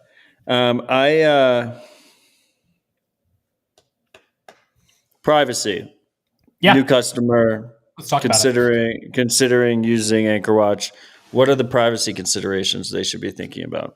So at the top of the Noster chat, you can see I linked a mempool transaction. I'm not going to ask you to change your production to look at it right now, but what you can say I'm is not that, going to do that. No, I'm not asking you to. But for those of the freaks in the chat, they can go click on that link and look at it. Because the on-chain transaction is unique, you're going to have an identifiable fingerprint. I'm going to do it. I'm going to do it for you. Let's see if this works. All I was going to say, yeah. So perfect. So this is one of our earliest. This is one of our earliest mainnet transactions. You can see it was 11 months ago. If you scroll down a little bit on the graph here, Odell, you can actually click and see the details of the transaction. So if you scroll down a little bit and you click details, now this is, if you keep scrolling down, that's the witness where you're actually providing your signatures in the script pre-image. If you scroll down a little bit more, this is the actual on-chain smart contract that executes for Trident Vault. As you can see immediately, it's a very unique fingerprint. Ways we can mitigate this is going over to Taproot, which is one of the work streams that we're working on right now for being able to support native Taproot. Additionally, the time lock values, like all of these things are going to be unique fingerprints. And so I've been thinking about different ways of managing this. The first one and the biggest one would be using music for the key path. So you have a designated happy path. Let's say you have the ability where everyone comes together and agrees these are the primary keys. And if you have the primary keys, it looks like a single sig on chain. All right, that would be leveraging music and Schnorr with the Taproot upgrade. As of the state of the product today, the on-chain privacy is not there, because to be able to encode these rules, you have to be able to have the unique smart contract rule. But forget about that. Like if I'm an Anchorwatch customer, does like Lloyds of London know exactly how much Bitcoin I own? Yes. And they know, do they know addresses? Well, they know exactly the Bitcoin that's in your Trident Vault, right? Because we're ensuring the Bitcoin in that. And they know the address specifically. Yeah, because they have the output. They have the output descriptor. And you guys obviously have that as well. We have to be able to serve as a wallet coordinator. Yeah, absolutely. To be able to okay, so I mean, everything else is kind of moot, right? Like that's the big privacy hit. Yeah. Well, there is a bifurcation though. There is an on-chain privacy and an off-chain privacy, and I think both of those, play a role in it. I know Dan Gould turned on with Liana the PageJoin Dev Kit into Liana, which is a great example of thinking about different use cases, because with Liana, you have to move coins every once in a while anyway to be able to refresh. So in Liana Wallet, like if I have my UTXO is about to expire on a layer, I could use that in a PageJoin and I can refresh my UTXO as part of just a normal spend, which would be that's what they're using it for. Yeah, no, and it's a great way to be able to kind of like 2-for-1. Like I'm not just doing a self send. Like you can. But that's not really relevant for you because you're using absolute time locks. Not. That's correct. No, that is correct. Yeah. I was just kind of giving Dan Gould a shout out and the Liana guys a shout out. So since we're your counterparty, we have to know what Bitcoin's there, because we're managing all of the software to serve the transactions to you. I was talking to a prominent Bitcoiner. I was at Up Next at the strategy headquarters last weekend. And I was talking to a prominent Bitcoiner who won't be named. I'll let you know after the show, about how you could natively on chain run a private co-signing service. And I started going down to the mechanics, and I think there's probably a cypherpunk way where you're able to blind XPubs and you're able to just natively on chain kind of like manage this co-signing operation for like emergency contingency spends would be really interesting. You only know the balance if you have to sign. You'd only know actually for that address. You'd only know the one that. But that's not relevant for your situation because you have to do insurance. No, yeah, and for our side, Caravan supports that now. Caravan supports what? Blinded XPubs. Sick. I think Michael Flaxman's Blinded Exploit protocol is like something that's massively. That's basically what they implemented. No, that's amazing. Like you can't use it for like main level Unchained, but you can use it if you do Caravan. So like I can do an Uncle Jim scenario where I hold one key in my nephew's multi-sig, but I have no idea how much Bitcoin he has unless he fucks up and needs me to sign. And then at that point, I would know. Exactly. Yeah. And without getting to the technical mechanics of it, it's a really handy way that you can hold a key for someone, but they don't know anything until you actually need them. Yeah, because I don't want to know. I don't want to know how much Bitcoin my nephew has, let alone be able to spend it. Like I definitely don't want to be able to spend it. Right. But I would also rather not be compelled to say how much he has. Yeah. Another interesting. Don't put that on me. I don't want that liability. No, 1,000%. You can. It's you can't do evil because you don't know. Right, you're just totally like information. Like there's no way do evil versus don't do evil. Don't do evil, because if you say you're not going to do evil, most people usually do evil. Eventually. Yeah, well, you saw that Firefox changed their licensing, like their terms of service, where they're like, "We will never sell your data," and that's a promise. And then like the git commit removes and that's a promise. I think that was just a lawyer thing. I think a lawyer was like, "You can't say that." Understood. Maybe. Yeah, that's totally possible. Really cool. I mean, you know how it is with these businesses. It's like so much lawyer speak, especially you get lawyers in there. They're like, holy shit. Like, how are you promising this? You can't speak in absolutes. Do you know who's a great lawyer though? Who? Zach Shapiro at the Zach Shapiro is a fantastic Institute lawyer and helping run the I've had him on Dispatch. Foundation. I know you have. Yeah. I know you have. Yeah, the Peer-to-Peer Rights Foundation. So he's helping run all that and kind of doing advisory services for the Samurai case as well. See, there are a couple of good lawyers out there. Okay, so let's talk. So did you see this comment from a random NPub who zapped 21,000 sats? Thank you for supporting the show. The key challenge with MIT plus CC, GPL, etc., is you will always have those who do not respect the restrictions and just take it, give nothing back, and try and compete against you. See the recent controversy around BitX, Lucky Miner. If you doubt this, big companies steal MIT, CC, and GPL all the time. Open source is great. Not trying to knock it, but let's just be clear about the trade-offs. Yeah, I mean, I 100% agree with that. I saw some posts about this. So someone's taken the MIT CC code and is just being like, "Thanks for this. I'm going to go take it now," and then modifies it. Something you can do about at the end of the day, like if you want to enforce this shit, you got to go to court. Yep. And you have to bring government action, and it's a pain in the ass. It's expensive. They can always rewrite key aspects of it and like kind of reverse engineer it. It's not really reverse engineering, and claim that like, oh, we're not using the same code. You know, it's not derivative code. We've seen that a million times. Yep. But that's why it's cool to me when you have defensible business models. Yep. That are separate of that.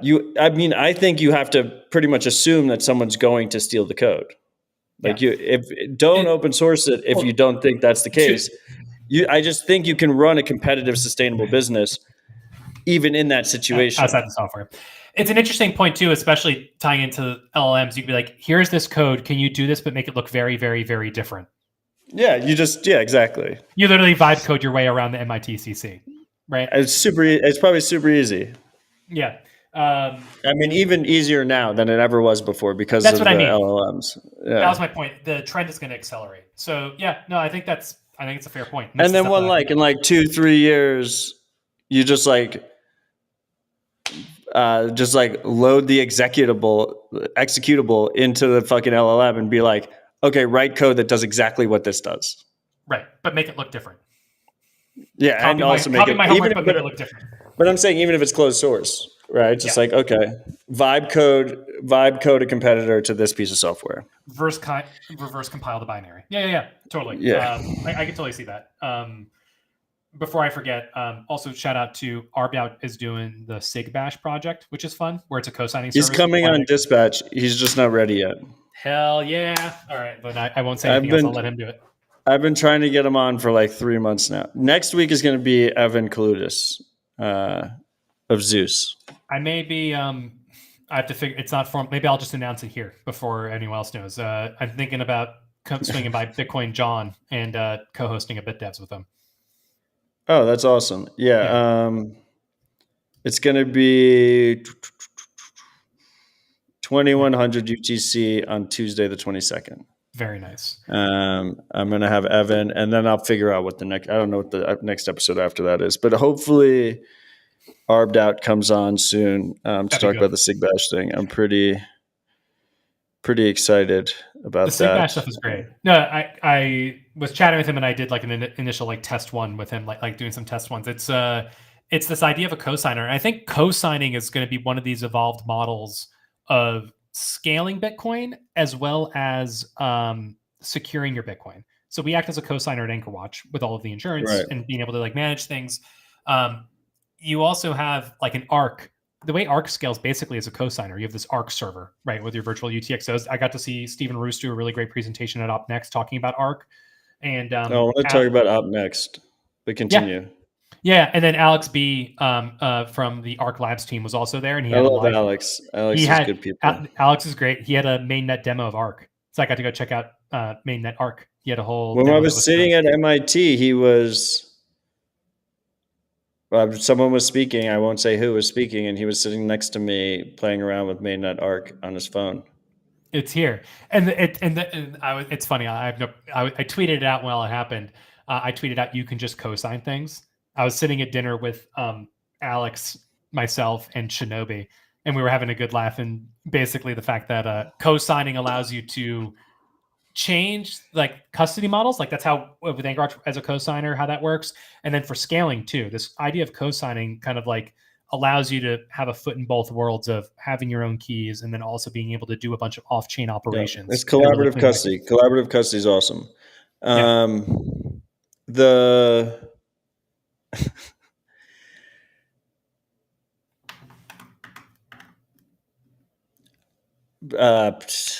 getting sidetracked because I'm reading the comments. I shouldn't be reading the comments. I want to talk about OpNext. So let's talk about OpNext. How is OpNext? OpNext was a lot of fun. It was at Strategy's headquarters. Are you guys going to do a hostile fork on Bitcoin with the CIA backed? Jameson and I started breaking into all the offices trying to find the keys. We were just going door to door with a crowbar, just trying to find where all the sailors' keys were. Joke's on you. They don't hold their keys. That's right. That's right. So OpNext was really interesting. This is kind of came from the inspiration of the Scaling Bitcoin conferences we had from 2015 to 2019, which were around the conversations where we got SegWit and Taproot, right? The idea was that typically for most conferences, they're focused on within what Bitcoin could do today. And the Scaling Bitcoin conferences that ran for those years were really focused on like, what would it look like to make updates to Bitcoin? Now, the main buckets of things that were talked about, I would put, there were two, I'll build my way up. There were two interesting conversations. Jameson Lopp did talk about Goldie blocks, which is the idea of a dynamic block size sometime in the future. He's just talking hypothetically as a research thing. And James O'Byrne did an interesting talk too, just talking about like the cost of validating blocks, the things that we optimize for in Moore's Law, and just talking about that in the longer arc. The next thing, like second most talked about, probably was in the bucket of OpCat, with being able to talk about as a bucket of Covenant, but enabling much more advanced things. And then there was CheckSig from Stack and CTV. And a lot of the talks, it was very interesting because as with most conferences, the talks are like not the most interesting thing. It's being able to have conversations with people in person. So I got to meet a really great crew of people. Oh, John Attack did a really great talk on the BIP process and just talking about how BIPs work. And so through all these different like conversations, I did a panel with the head of Coinbase custody and the head of research at Bitwise with Pete Rizzo moderating. Talk about suits. Yeah. And then I also did a second panel, which was the research guy Matthew Siegel? I believe so. No, Ryan Rasmussen. Ryan okay. R. Yeah, Ryan R. And so you were on the suit panel. I was on the suit panel, and then we also did another panel about hardware wallets with Jonathan from the BitKey team, Reindell, NVK, and myself, which was basically Jonathan's great. Yeah, it was basically like a Bitcoin.review, like mini episode for 20 minutes. So I was on those two panels, but it was interesting. There was an ARC panel that Stephen Roos did talking about ARC today, and then what it looks like to be able to use CTV for being able to trustlessly like refresh. And for like the question on like, are we hostile forking Bitcoin? No one talked activation client. Oh, two really cool, interesting talks before I talk about that. No one talked about the hard part? No, we did at the end. So the last panel was Jay from Foundry, Ryan Gentry. Jay's great. Yeah, it was a great crew, and we talked about the activation stuff a little bit. Damn, you had there was a legit crew that were there. It was a fucking sick conference. Portland Huddle. Did you guys to check into Strategy's offices? Did you guys all give blood samples? How did that work? Yeah. So the first thing you had to do is you had to give up one of your private keys. You had to be able to kind of on the way in, and then they give you MicroStrategy shares. You actually just dump in your seed phrase, and they just have a little ATM. No, MSTY only. Oh yeah, so it's an MSTY ATM. You take a picture of your seed phrase, and then they give you MSTY shares into your Fidelity account. Yeah, it was really good. Two quick talks. Antoine Poisson did a really good talk about the Great Consensus Cleanup, and talking about the Great Consensus Cleanup is a project of basically taking all of the known consensus bugs in Bitcoin. It doesn't add functionality really, but what would it look like to merge those? And then Portland Huddle right after did a talk showing basically how to poison blocks to make block validation happen on a Raspberry Pi 36 hours for a single block. And he called it the Mempool Anarchist Cookbook. So he did it on reg tests on his local machine, and he hid how to exactly do it, but was talking about this is why we want to change consensus, because this is a pretty bad problem.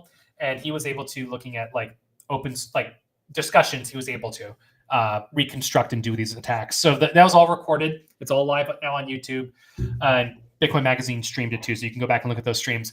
But there were interesting conversations around, I think, talking to a lot, and there were other devs that were there. He spoke on camera, so I feel less I'm not doxed him or anything. Shores was there. He had some really good critiques about looking for more just live demos, leveraging some of this stuff. And I think that's probably the biggest call to action, are different people that are building in big, that want to prototype these things to open source and show builds on how this all functions and works.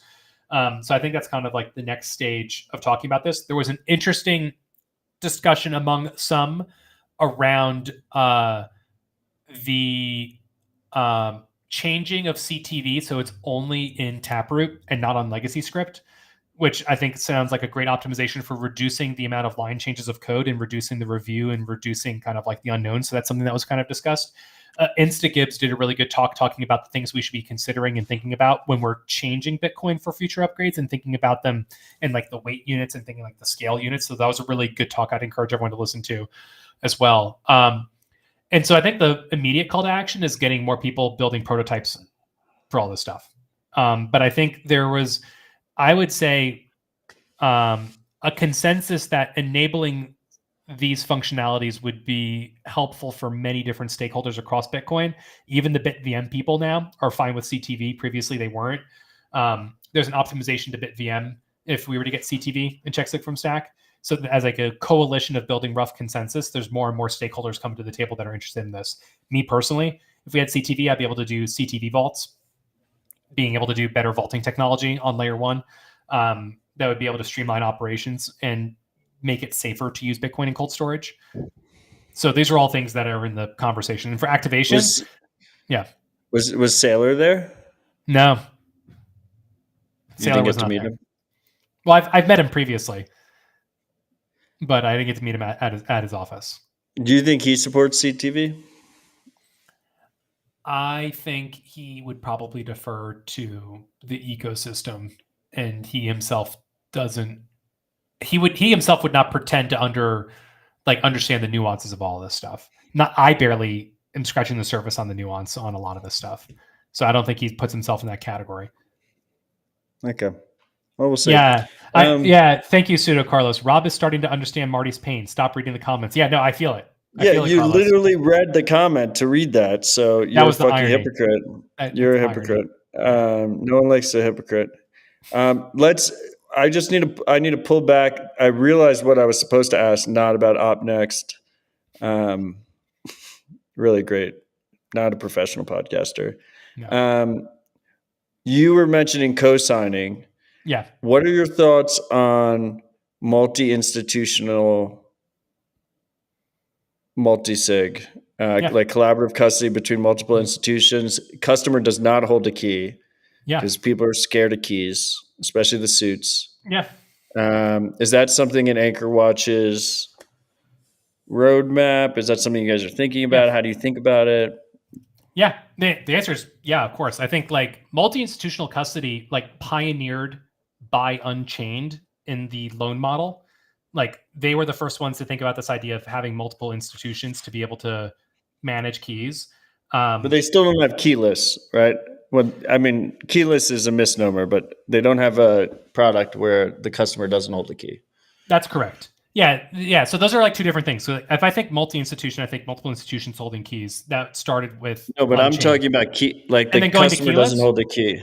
Yeah, There's the like a keyless bunch of model. high net worths and like suits and companies that just don't want to hold keys. They Yeah. still want insurance. They still don't want to get rugged. They don't want rehypothecation. We have largely built out the architecture to be able to execute that already, right? So it's for us on a process side of figuring out the right way to do it that offers the most value to customers, and being able to continue our assurances of being able to offer that one-to-one insurance per cut, like for each customer having a policy in their own name and properly structuring it, right? I think it's a compelling way to distribute risk for sure. It is a way of abstracting away a lot of the foot guns with holding your own private key material. I would also say that what we've built is also a way of being able to mitigate those risks and wrapping it with your own insurance contract. But yeah, I think it's a very compelling way to be able to offer the product, and it's something that ever since I started building Trident Vault over 2 years ago, it was definitely in the vision of something I wanted to do.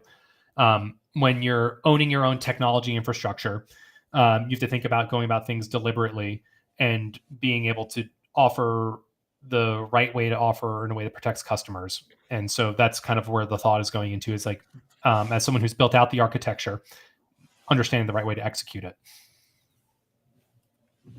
I mean, no, yeah, that makes sense. There's like two different products, right? Because there's one that is individual focused and then one that is like business focused. There's like a bunch of, I mean, look at MicroStrategy. MicroStrategy doesn't even hold their own keys. Yep. There's got to be a better way of handling that than what they're currently doing. Okay, go on. Yeah. No, for You sure. gonna say something? Or are you just reading the live chat? No, I wasn't reading the live chat. I was thinking about this. It's an interesting way. I think there's also the way that like Anchorage manages this. I mean, from what I've heard publicly, in that they have the end users manage stuff on their phone. And then that acts as kind of like a co-signing to kind of like the key isn't there on the phone, but it is a way to basically be able to authorize a spend. I think that's a really compelling way of being able to offer an in-between. So it's not just I'm holding the key for you. You have to go approve something for me. So these are things I think about, right? Like in the business execution architecture, it's when you're building it out and you're putting the thought and the due diligence and how to properly construct all of this stuff, they're just really important mechanics to go about doing it. I think it's a really promising way to scale a way of distributing risk of keys, for sure. Makes sense. So I really want to talk about Bitcoin Bugle PodConf. You seem to be their largest fan. Before we start, this year, Becca says this year multi-institutional custody. So yes. So Becca's listening? Of course she's listening. Is she cursing me off about the open source section? There is a block of text I haven't been able to read because I'm giving my full attention to the freaks at home. By the way, guys, if you think that Rob is impressive as a founder of Anchorwatch, Becca is more impressive. She's the heart and soul of that business. Incredibly impressive founder. Incredibly impressive. No, Becca's amazing. And that's a whole, I don't want to derail too far from the Bugle. She's also a huge fan of the Bugle, by the way. But Becca is a true treasure. And it's something that when Anchorwatch was literally like 2 slides that I had cobbled together like the night before, she was locked in and basically psyoped her into starting it with me. So she's been a ride or die since the thing began. I mean, it kind of works out because she kind of psyoped me into investing in you guys. So it all comes It all comes full circle. No, we're not gonna. Okay. That's personal. That's personal. Of But course. Of course. you guys will. What's your shareholder value? You guys bring a lot of shareholder value to us. So we're very grateful. That's right. Okay. Bugle. I see them in the comments. They say Becca is also hotter.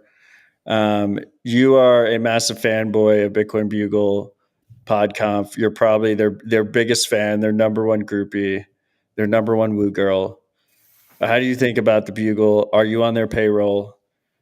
And what do they bring to this space? The Bitcoin Bugle weekly podcast. First off, you should appreciate this, Matt. They are full value to value. They have a little. They have a little donation link on every single page they do.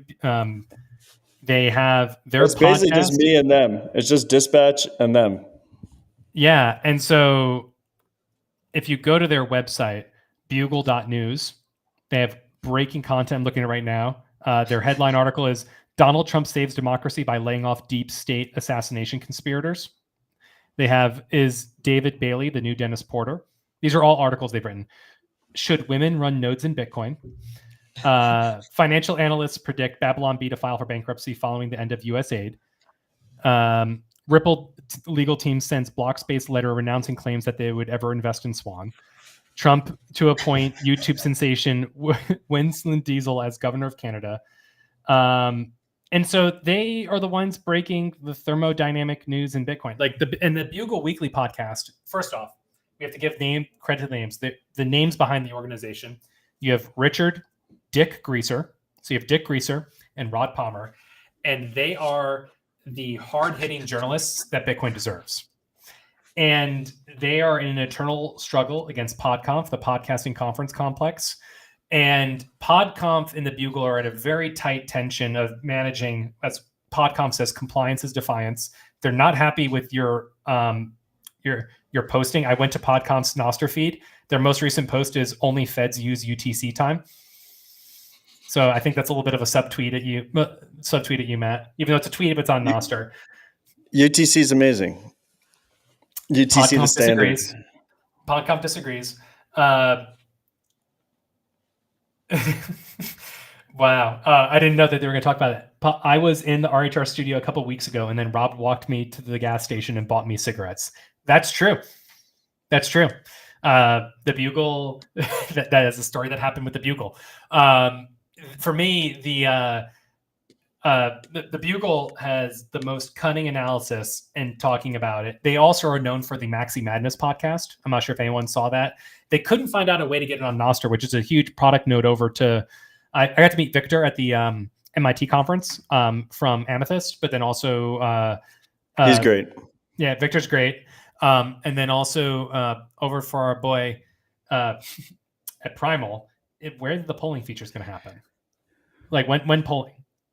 We're going to do polling soon. And it's not going to be gameable like the X polls. Well, the problem is that we didn't have compliance monitoring for the polling. So we had a lot of bot farms. And this is actually a good point to call out kind of like the value that compliance has in Bitcoin is that if we had compliant polling, maybe we'd have had a different result in the Maxi Madness bracket. Yeah, Pseudo Carlos, it's Vitter. Pamplona is Amethyst, and yes. Million of Primal. They're both great. We'll have polling, one step at a time. But yeah, Maxi Madness, I think it was just hilarious how much drama that caused. Oh, it was so good this year. It was so good. I had a lot of fun watching that. Then also for Anchorwatch, the big one that we really care about is Compliance Pride Month. Every June, we have Compliance Pride Month. Anchorwatch got second last year to fold. I think we're going to try and run it and take for the crown this year. It's hard to out-comply a publicly traded company, but Becca and I at Anchorwatch really put a lot of pride in our compliance. What did I win? I won Grumpiest Podcaster. Oh, yeah. You were the grumpiest podcaster. Yeah. Podcaster. I have a question from the Bugle guys. They want to know, it was an honor and a privilege. Matt, did you start the GM Nostr sensation to try and psyop people into thinking you're not the grumpiest person by wishing everyone good morning every day on Nostr? I mean, look, I can't defend myself here because I might be perceived as grumpy. So I'm honored and it's a privilege. Yeah, no, they do really good stuff. It's a good trap. They know the trap well. I will say to the Bugle, your greatest piece was your expose about me last bear market of me not being me not staying humble and having yachts and hoes in Dubai, I think, or something. There's dozens of people that believed it. So touche. Yeah, well, do you have any comment about that? Like, it's a big OPSEC blow. They were able to find that about you. Do you have no comments on the yachts and the women? Okay, that's fine. No comments, probably the best because you've been doxxed. Like it's hard to... I've never owned a yacht, and I have a single lady. Well, you're She's moderately humble. a true ride or die. You just rented the yacht. You're trying to be a little humble, so you just rented the yacht. You leased a yacht. I would say that I'm very grateful that the Bugle Boys are here. Me too. And once again, honor and a privilege to be rated the most grumpy podcaster.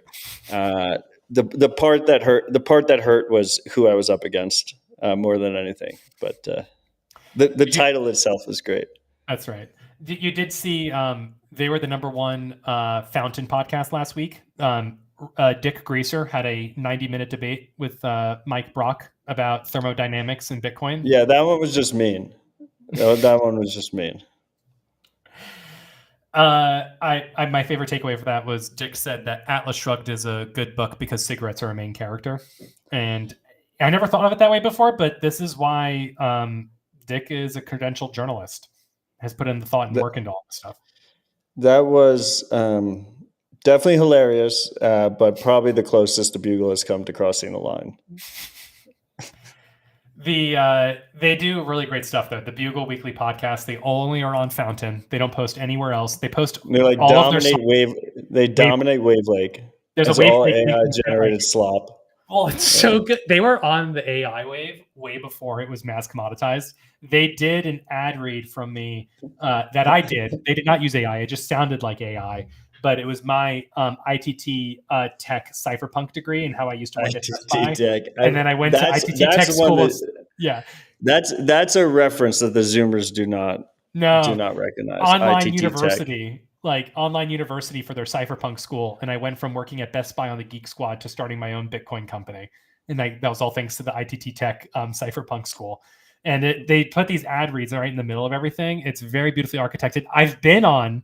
So their first guest was Marty Ben. Their first guest, it was Party Ben. But it was like AI. It was AI Marty, right? I think it was the real Marty. I was on. It was the real me. Matt, you should come on. I think you guys would have a really great time with them. You guys could all be on. Have I not already been on? I don't think you've been on. Wow. Yeah. It's offensive. Well, the Bugle guys do great work. Bugle.news. Check them out. They're on Fountain too. Go to the Fountain at the Bugle Weekly Podcast. There's a lot of great content there. Check them out. I'm not the Bugle. Top-notch journalism. I'm not PodConf. I'm just a very early fan. And I'm working hard to get my 40 hours per week of Bitcoin podcasts in by recording 40 hours a week of Bitcoin podcasts, because that's actually where the shareholder value is recording. What is listening to 40 hours? Don't listen to 40 hours of Bitcoin podcasts a week. No one learned how to drive by listening to 40 hours of driving podcasts. Just drive the car. This is probably going to be a Bugle article that you're renouncing 40 hours per week. That's pretty big. 40hpw.com. Does someone actually have that domain? 40hpw.com. Please tell me someone. They do. It's a good domain. There's other good domains out there too. Suit Coiners. Good term. The Suit Coiners are amongst us. Okay, well, I'm glad we covered that important topic. The most important. I do truly appreciate them. And I think PodConf is fucking hilarious. I think they're running an important mission.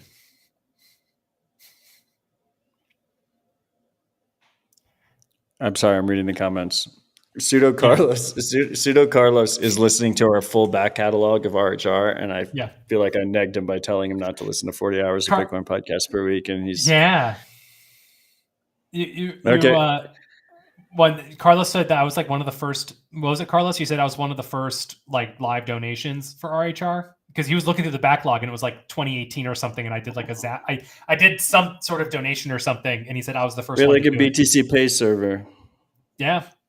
So I thought that was an interesting full Pre- circle. Like 4 years before Anchorwatch existed, I was making first on RHR as a freak. Pre-zaps. Yeah, pre-zaps. I have no topics left to talk about. I think This has on been a great rip. it's been a really fun rip. Yeah, I don't have anything else to talk about. I think we hit all of the good notes. If you want to learn more, you can follow my NPub. You go to primal.net/Rob. You can follow me at Rob1Ham on Twitter. You can shoot me an email, rob@anchorwatch.com. If you want to learn more, go to anchorwatch.com if you want to learn more about what we're doing. And yeah, this has been really great. Maybe we'll make it less than 2 years before I'm on again. Yeah, you want to do an update in 6 months? Yeah. And we'll let the freaks know where we stand on Anchorwatch and Miniscript, and it's just good shooting the shit. I've always enjoyed our private conversations, so it's good to have more public conversations, you know? Oh, I totally agree. Look at that. PodConf is now in the chat. I mean, PodConf is very heavy in the chat, and so is Bugle News.